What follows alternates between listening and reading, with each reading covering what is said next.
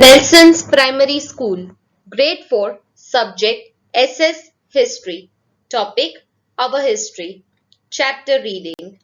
India has a glorious past, a wonderful history going back nearly 5,000 years. Our history is broadly divided into three periods: the ancient period from prehistory to around 700 CE, the medieval period from 700 CE to about 1750 CE, and the modern period from 1750 CE onwards. The ancient period.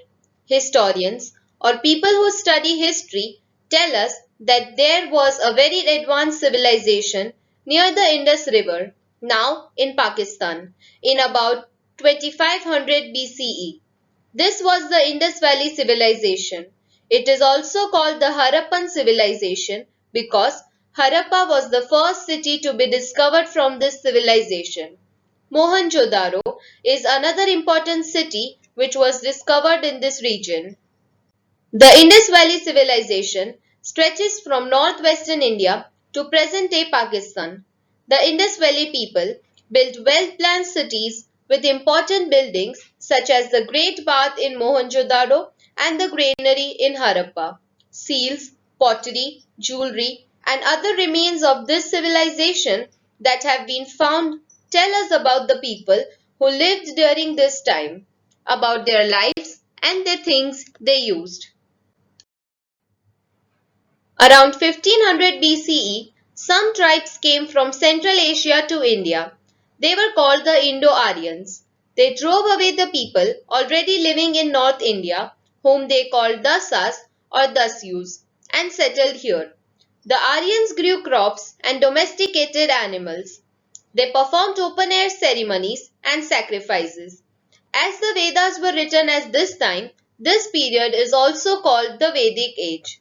A number of other books, such as the epics the Ramayana and the Mahabharata and the Upanishads, were also written during this period.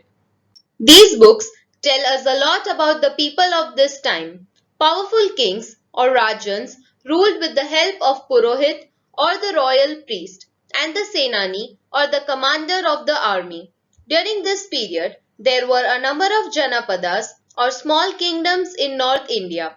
Later, most of them were conquered by the rulers of Magadha, which became one of the most powerful kingdoms in North India.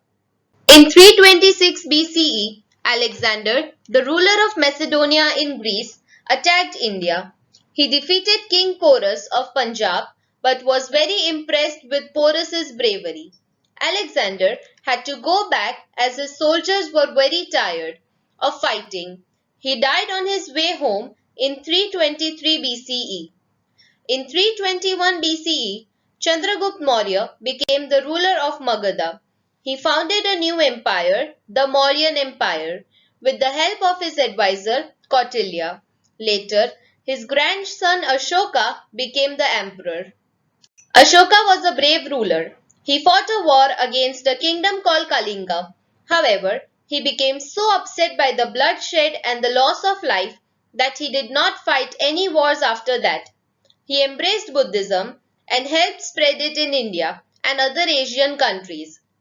Ashoka got many rock and pillar inscriptions written and put up in different parts of his empire so that people could read his messages on them. After the Mauryas, the Guptas ruled over India in the 4th and 5th century CE. They were very powerful rulers and India became a rich country under them. Some called this the golden age of ancient time. Art and culture made progress. Science, mathematics, astronomy and grammar also developed. The medieval period. By the end of the 7th century CE, the rulers of Central Asia became very powerful. They were attracted to the wealth of the Indian kingdoms. Mahmud of Ghazni and Muhammad Ghori attacked the kingdoms in India and looted their riches. In 1206 CE, Qutbuddin Aibak became the ruler of North India. He founded a new empire called the Delhi Sultanate. He was followed by powerful rulers like Itutmish, Razia Sultan, Balban and Alauddin Khilji. When the Delhi Sultanate declined, the North India was divided into many small kingdoms. Babur came to India in 1526 CE and defeated these kingdoms in battle, laying the foundation of Mughal rule in India. After Babur, his son Humayun became the Mughal emperor. He was succeeded by his son Akbar in 1556 CE. Akbar was the greatest Mughal ruler. He conquered a number of kingdoms and brought the greater part of India under his control. After Akbar came Jahangir and then Shah Jahan. Shah Jahan built the famous monument, the Taj Mahal at Agra. He was succeeded by his son Aurangzeb, the last important ruler of the Mughal dynasty. The rulers who came after Aurangzeb, called the later Mughals, lost their power gradually. Around this time in the 18th century CE, other rulers such as the Rajputs, the Marathas, the Sikhs, and the state of Mysore became powerful. The Ancient Period. During the Mughal period, European trading companies had started coming to India. The decline of Mughal rule helped these companies to become more powerful. They started fighting against each other to gain power. The French, the Portuguese, and the Dutch were all finally defeated by the British. In 1757 CE, the British defeated the Nawab, the ruler of Bengal, Siraj-ud Daulah, and became the rulers of Bengal. The British, who had come to India as traders, now gradually started taking part in the administration of the country. They soon brought almost the whole of India under their control. The British brought new ideas to our country.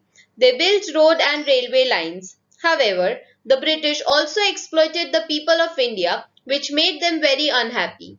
In 1857, there was a great revolt against the British, but this revolt was crushed and the Queen of England began to rule the Indian Empire. Many educated Indians formed political organizations to free India from the British rule. The Indian National Congress was an important organization that led Indian freedom struggle. Mahatma Gandhi was the most popular leader of the freedom movement. He organized a number of movements to force the British to leave India. He used peaceful methods of protest such as satyagraha, which was based on the principles of truth and non-violence. After a lot of struggle and loss of many lives, India finally became an independent country free from foreign rule on 15th August 1947.